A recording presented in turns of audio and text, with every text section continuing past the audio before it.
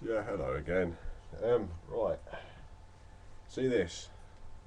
Okay, this is the internal structure of a high performance 2 litre 16 valve 200 brake horsepower engine.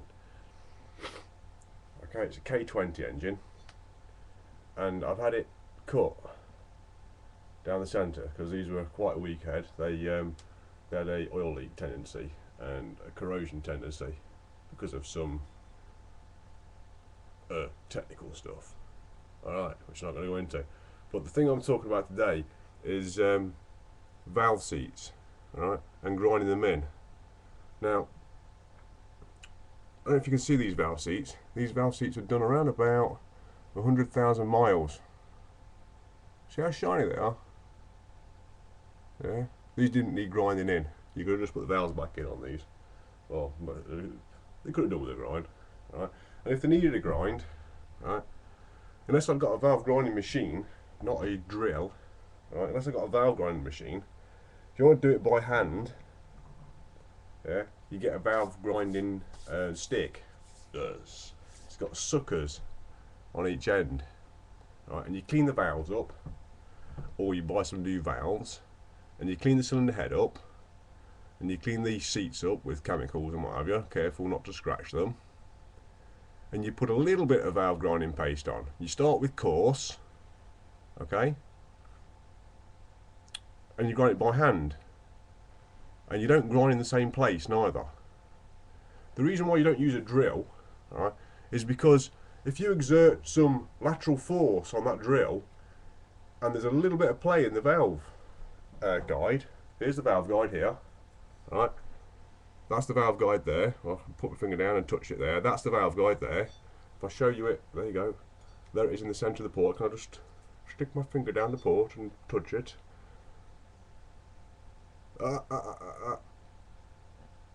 there, and my finger's now covering and uncovering, that there's the valve guide. And your valve slips down in that port.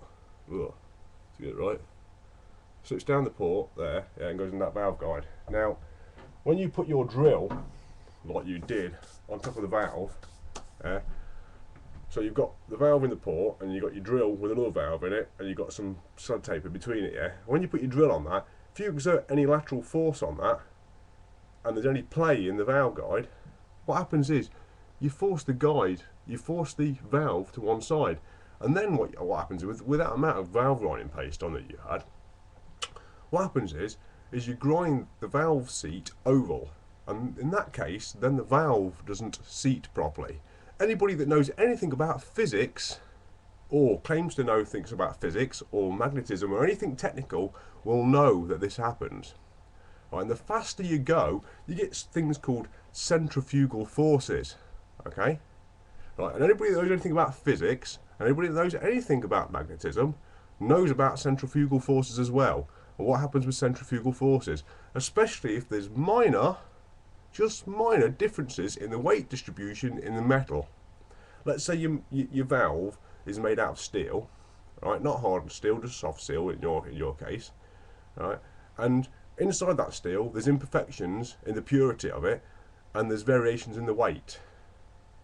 Okay, that creates oscillations as it's going round fast. If you keep it at a nice, steady hand speed, the oscillations aren't quite so great.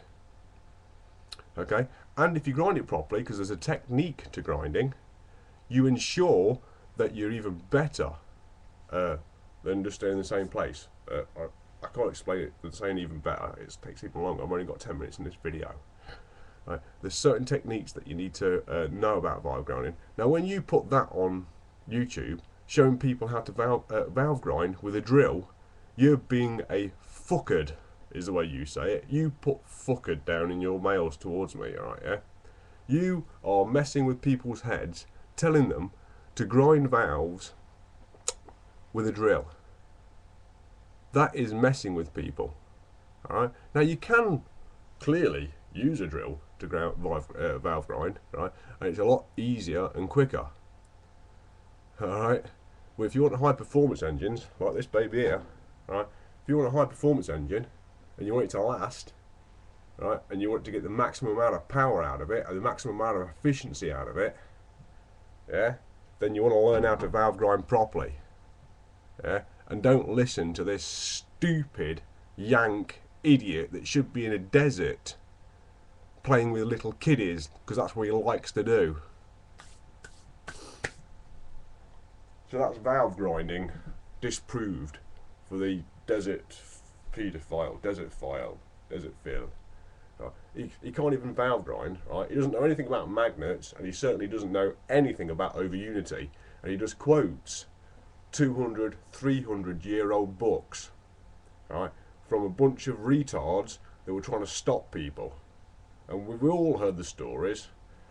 Tesla's a modern one, Galileo's an older one. These people were debunked and rebuked, even though the things were factually sound and proven. I mean, the Tesla towers where he beamed electricity through the air. We're actually doing that now. There's systems on sale where you can beam electricity through the air, whereas the bloke was ridiculed and almost put in prison. Galileo, ridiculed, put in prison. Now you, Desert Phil, whatever your fucking name is, right? You're just going along with these namby-pamby leaders. You are a brainwashed moron. You must know that you're a brainwashed moron. You really must know it now, right? And when you're dangling a magnet, right, and then dangling a meat hook from underneath it, what do you think you're doing? All you're doing is proving that the magnet's got energy.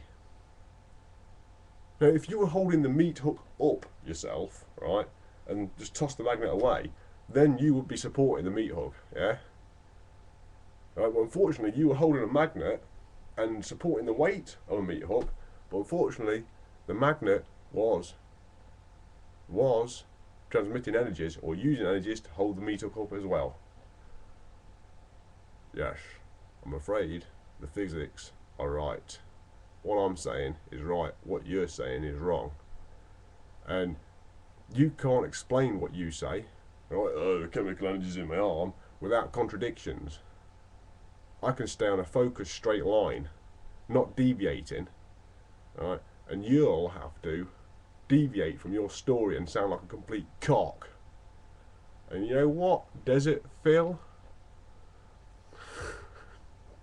You are a complete cock.